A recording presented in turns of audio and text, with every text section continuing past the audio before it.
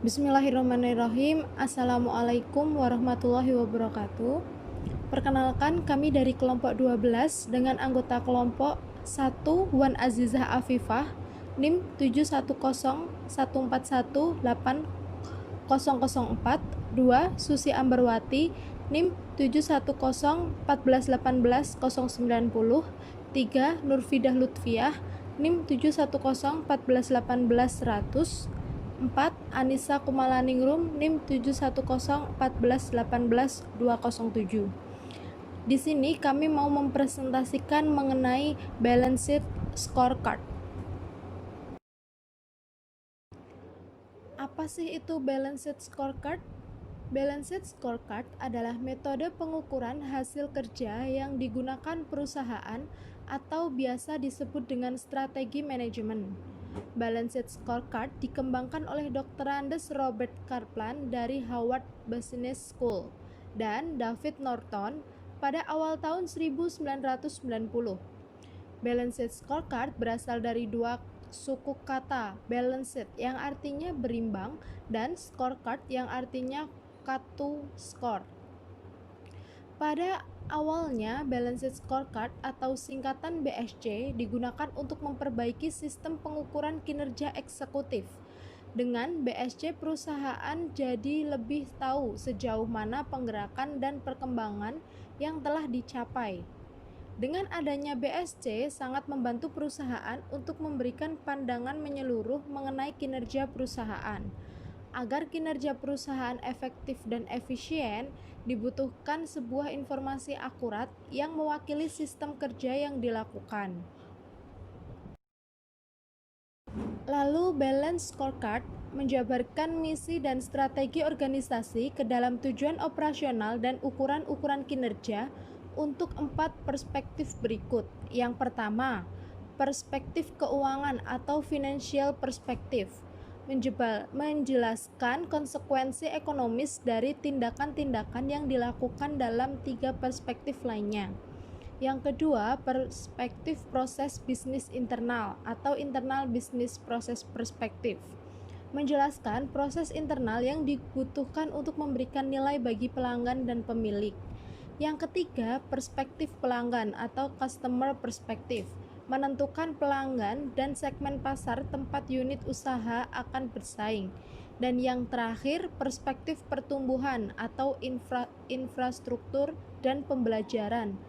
Learning and growth infrastruktur perspektif, yaitu menjelaskan kemampuan untuk yang dibutuhkan organisasi untuk menciptakan pertumbuhan dan perbaikan jangka panjang, atau kemampuan pegawai, kemampuan sistem informasi, dan sikap pegawai.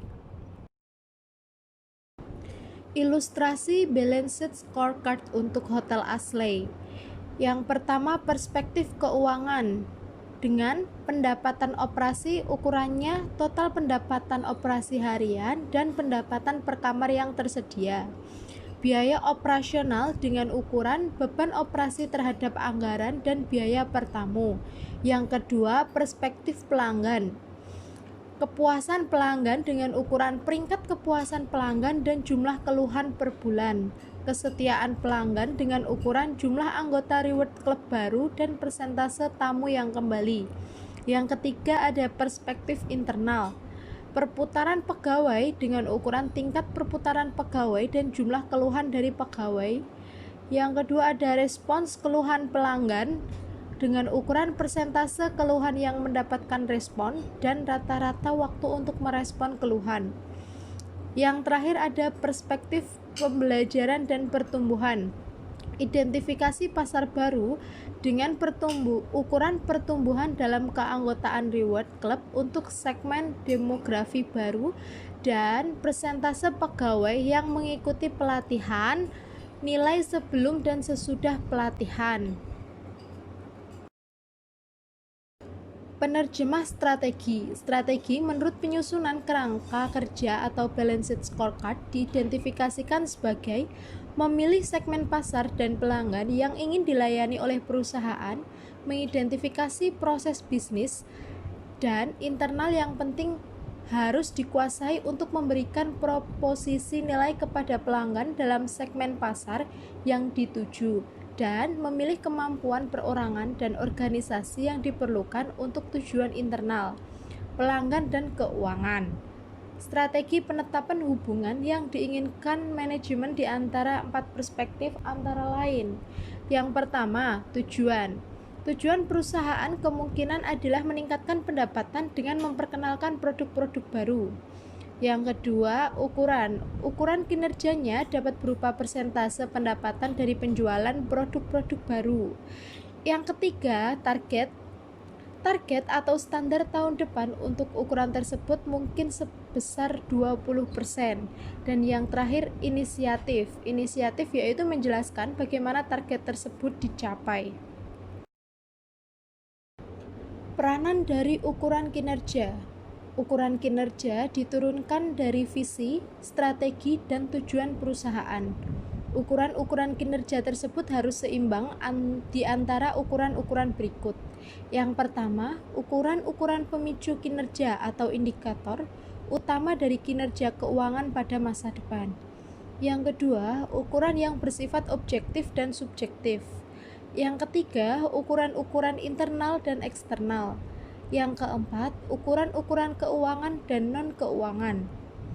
Ukuran kinerja harus dikaitkan secara cermat dengan strategi perusahaan. Dengan melakukan hal tersebut akan tercipta keunggulan yang signifikan bagi perusahaan.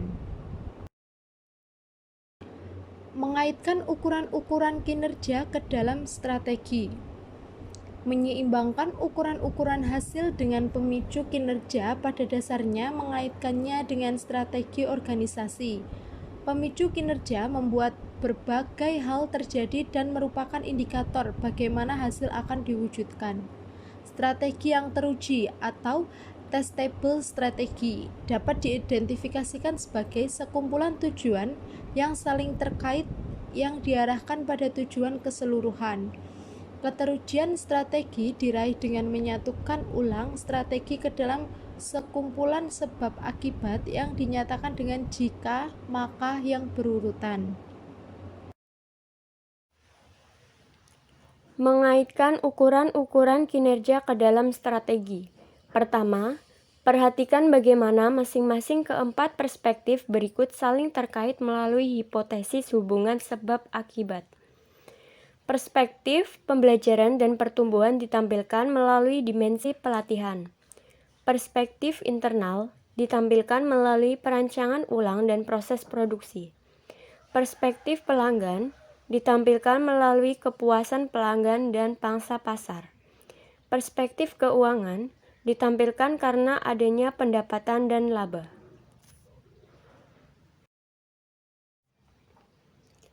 Kedua, kelayakan suatu strategi dapat diuji. Umpan balik strategi tersedia yang memberikan kesempatan kepada para manajer untuk menguji kewajaran suatu strategi. Jumlah jam pelatihan kualitas, jumlah produksi yang dirancang ulang, jumlah barang yang rusak, kepuasan pelanggan, pangsa pasar, pendapatan dan laba adalah ukuran-ukuran yang dapat diperhatikan.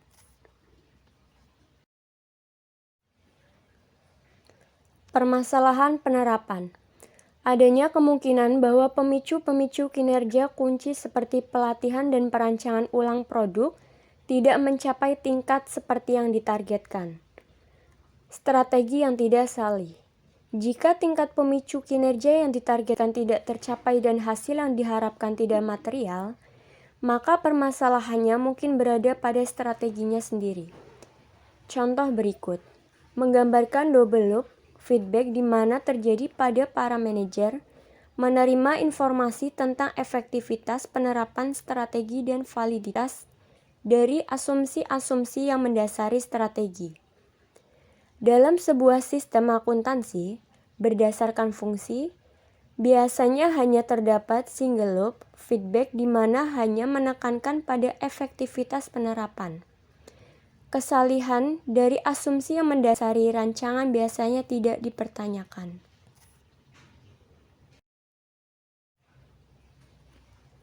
Rangkuman tujuan dan ukuran. Perspektif keuangan.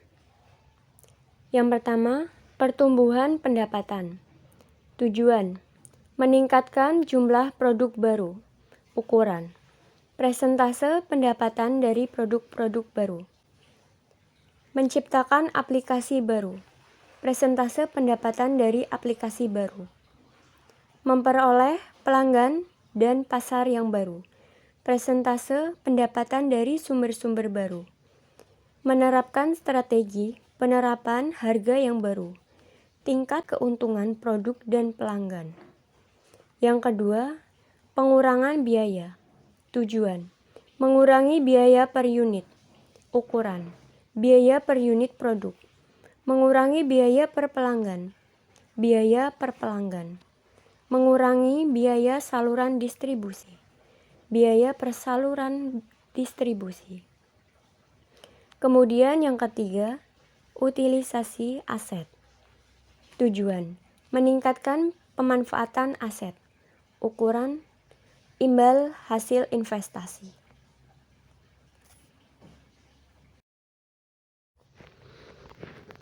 Tujuan dan ukuran inti.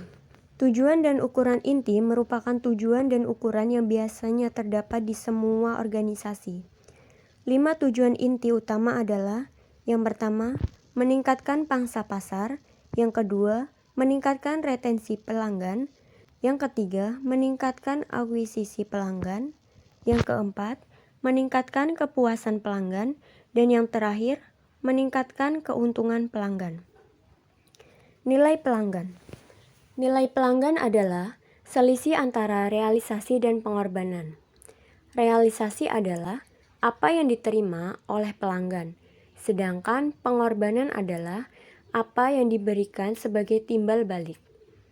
Biaya yang dikeluarkan oleh pelanggan setelah pembelian disebut biaya purna jual.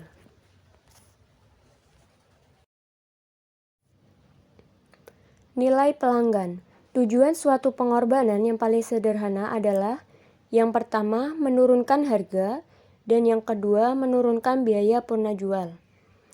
Pengaruh menguntungkan yang serupa dapat diperoleh dengan cara meningkatkan realisasi. Berikut contoh dari beberapa tujuan realisasi. Yang pertama, meningkatkan fungsi produk. Yang kedua, meningkatkan kualitas produk. Yang ketiga, meningkatkan keandalan pengiriman. Yang keempat, meningkatkan kesan dan reputasi produk. 4 perspektif dan ukuran kerja. Yang pertama, perspektif keuangan. Menetapkan tujuan kinerja keuangan jangka pendek dan jangka panjang. Perspektif keuangan memperhatikan konsekuensi keuangan secara global dari 3 perspektif lainnya.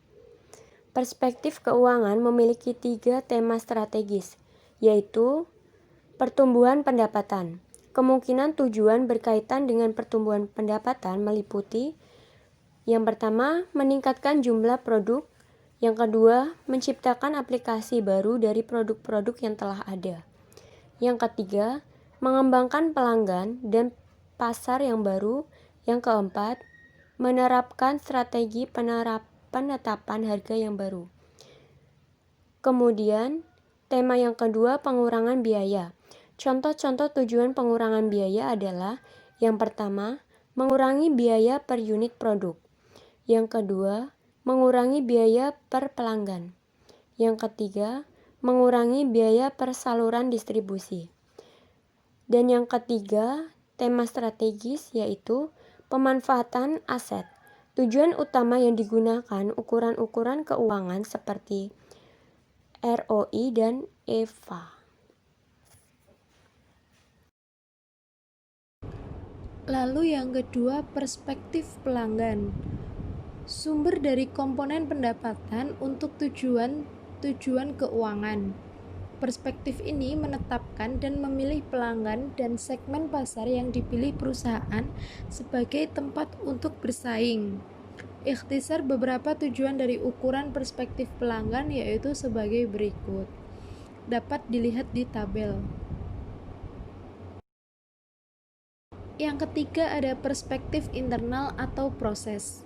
Biasanya fokus pada identifikasi proses bisnis internal utama yang dibutuhkan dalam menciptakan nilai pelanggan dan pemegang saham untuk tujuan pelanggan dan keuangan. Rantai proses nilai terdiri dari 3 proses, yaitu A. Proses inovasi, mengantisipasi kemunculan dan kebutuhan potensial dari pelanggan dan menciptakan produk dan jasa baru untuk memenuhi kebutuhan tersebut. Tujuan dan ukuran tujuan proses inovasi terdiri atas meningkatkan jumlah produk baru, meningkatkan presentasi pendapatan dari produk paten, menurunkan waktu untuk mengembangkan produk baru. B. Proses operasi menghasilkan dan mengirimkan produk dan jasa yang ada ke pelanggan. Tujuan dan ukuran. Ada 3 tujuan proses operasi yang umum disebutkan dan dilakukan. Yang pertama, meningkatkan kualitas dari proses. Yang kedua, meningkatkan efisiensi dari proses. Yang ketiga, meningkatkan waktu proses.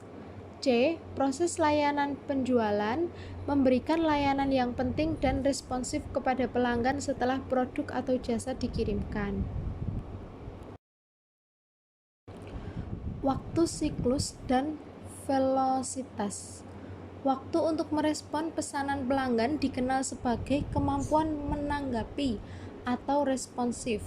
Waktu siklus atau cycle time adalah lamanya waktu yang diperlukan untuk memproduksi satu unit output dia sejak bahan baku diterima atau titik awal siklus sampai barang dikirim ke persediaan barang jadi atau titik penyelesaian siklus.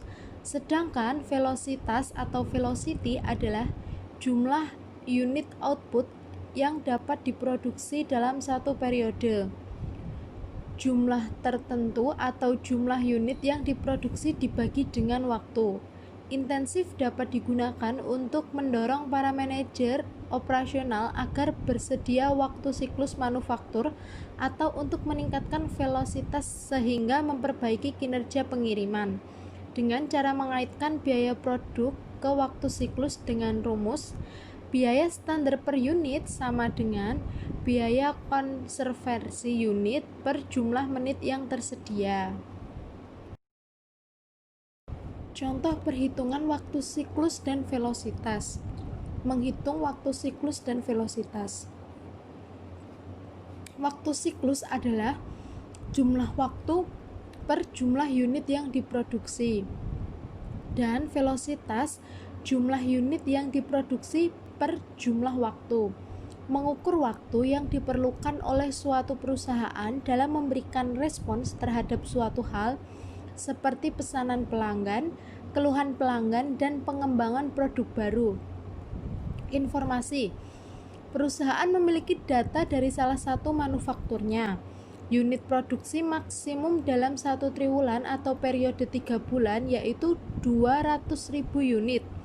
Unit produksi aktual dalam 1 triwulan yaitu 160.000 unit. Jumlah jam produktif dalam 1 triwulan yaitu 40.000 jam. Diminta, yang pertama, hitunglah waktu siklus teoritis atau dalam menit. Yang kedua, hitunglah waktu siklus aktual atau dalam menit. Yang ketiga, hitunglah velositas dalam menit teoritis per jam. Yang keempat, hitunglah velositas dalam unit aktual per jam. Solusi yang pertama, waktu siklus teoritis sama dengan 40.000 jam per kali 60 menit per jam per 20.000 unit, yaitu 12 menit per unit. Yang kedua, waktu siklus aktual sama dengan 40.000 per jam kali 60 unit per jam dibagi 160.000 unit sama dengan 15 menit per unit. Yang ketiga, velositas teoritis sama dengan 60 menit per jam dibagi 12 menit per unit sama dengan 5 unit per jam atau 200.000 unit per triwulan dibagi 40.000 jam per triwulan. Jawabannya sama, 5 unit per jam.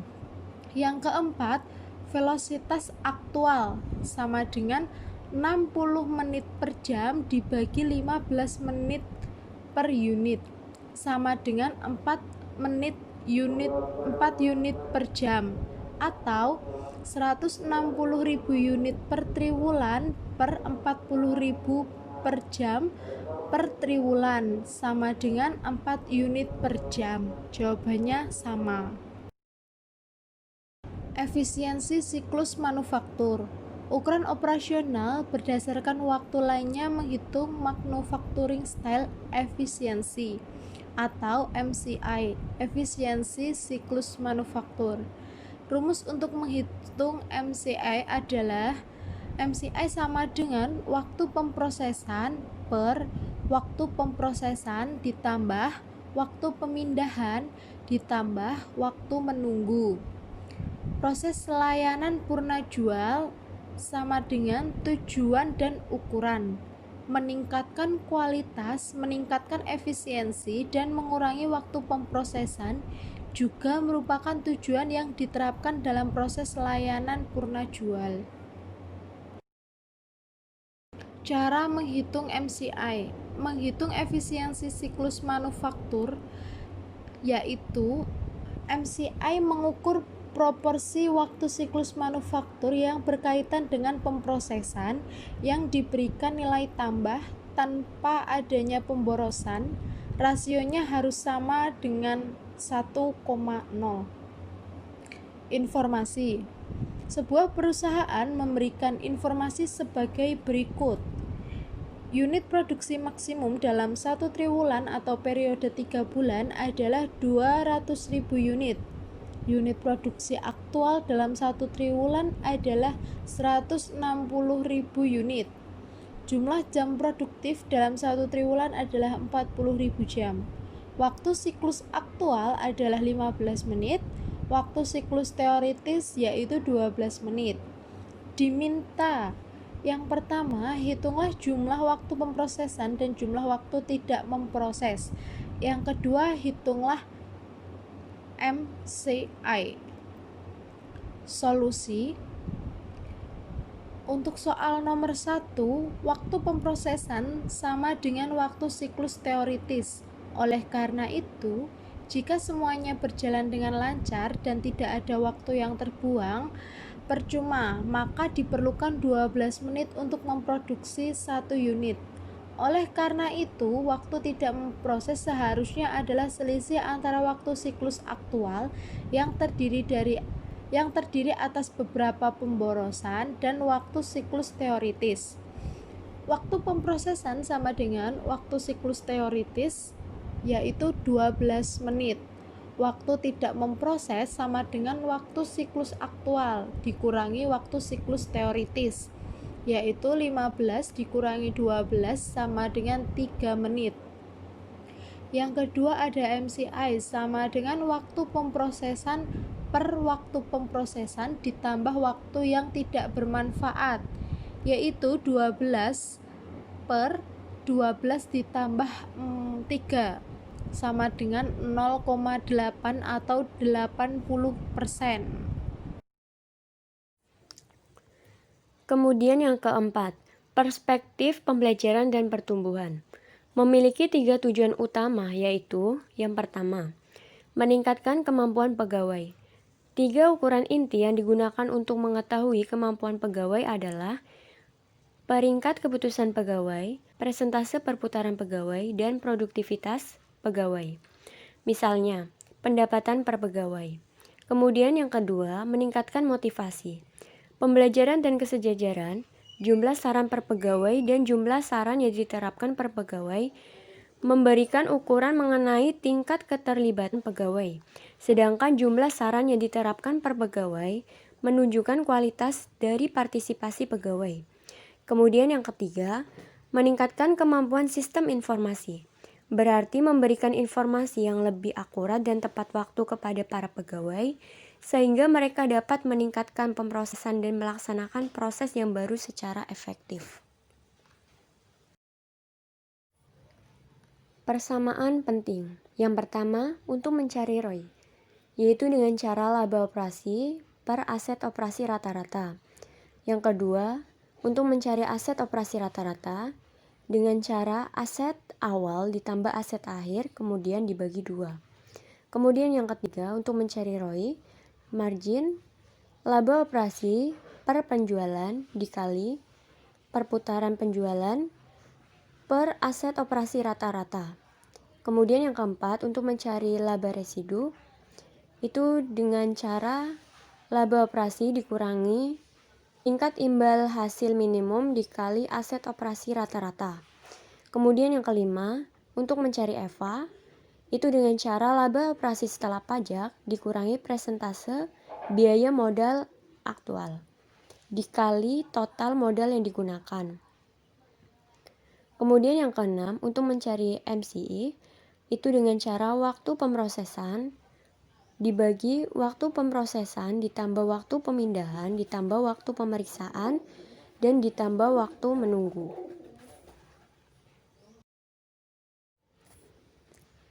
Kemudian latihan soal. Soal 12.42 lampiran 12A Balance Scorecard. Daftar berikut ini memberikan sejumlah ukuran yang terkait dengan balance scorecard. Yang A, jumlah pelanggan baru. B, persentase keluhan pelanggan yang diselesaikan dengan sekali kontak. C, biaya produk per unit. D, biaya per saluran distribusi. E, jumlah saran per karyawan. F, biaya perbaikan garansi. G, kepuasan konsumen. H, waktu siklus untuk menyelesaikan permasalahan pelanggan. I, strategi job coverage ratio. J, presentase pengiriman yang tepat waktu. K, presentase pendapatan dari produk-produk baru.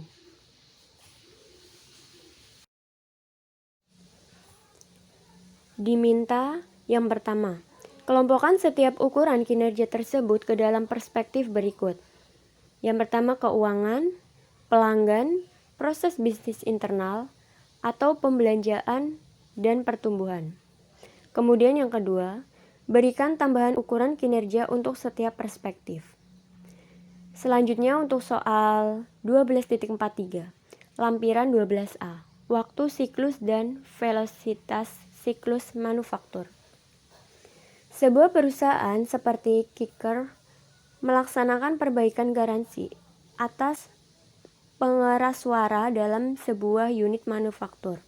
Perbaikan garansi pada umumnya melibatkan pengambilan komponen pengeras suara yang rusak, mengujinya dan mengganti komponen yang rusak tersebut.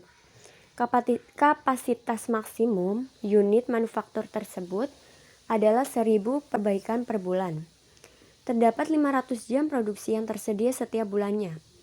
Diminta, yang pertama, hitunglah velositas teoretis per jam dan waktu siklus teoretis jumlah menit waktu setiap unit yang diperbaiki. Yang kedua, perbaikan pengeras suara menggunakan 4 menit waktu pemindahan, 10 menit waktu menunggu, dan 6 menit waktu pemeriksaan. Hitunglah efisiensi siklus manufakturnya. Kemudian yang ketiga, menggunakan informasi dari pernyataan 2, hitunglah waktu siklus aktual dan velositas aktual untuk perbaikan pengeras suara.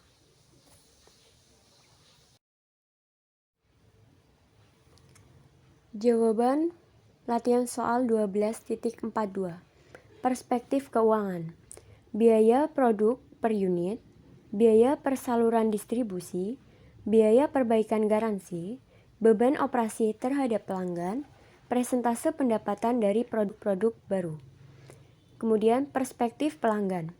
Jumlah pelanggan baru, kepuasan konsumen, jumlah keluhan per bulan, presentase pelanggan yang kembali, peringkat kepuasan pelanggan. Kemudian perspektif bisnis internal. Jumlah saran karyawan, waktu siklus untuk menyelesaikan permasalahan dengan pelanggan, presentase keluhan pelanggan yang diselesaikan dengan sekali kontak, tingkat perputaran pegawai, presentase pengiriman yang tepat waktu. Kemudian, perspektif pembelajaran dan pertumbuhan. Persentase pegawai yang mengikuti pelatihan, strategi job coverage ratio, jumlah ide pegawai yang diaplikasikan, sistem perencanaan yang diterapkan secara berhasil.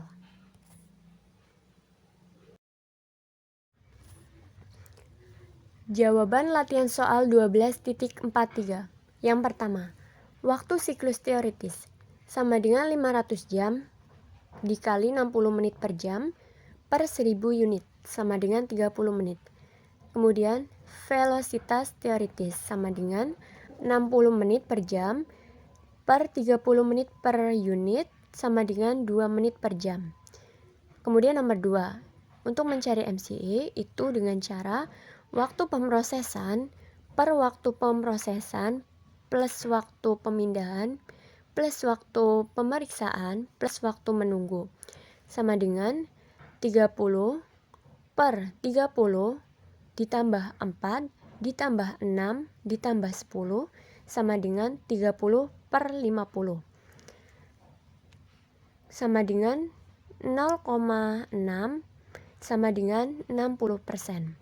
Kemudian yang nomor 3, waktu siklus aktual sama dengan waktu siklus teoritis per MCE sama dengan 30 menit per 60% sama dengan 30 menit dikali 100 per 60 sama dengan 50 menit. Velositas aktual sama dengan 60 menit per jam per 50 menit per unit sama dengan 1,2 menit. Sekian dari kelompok kami. Apabila ada kesalahan mohon maaf. Wassalamualaikum warahmatullahi wabarakatuh.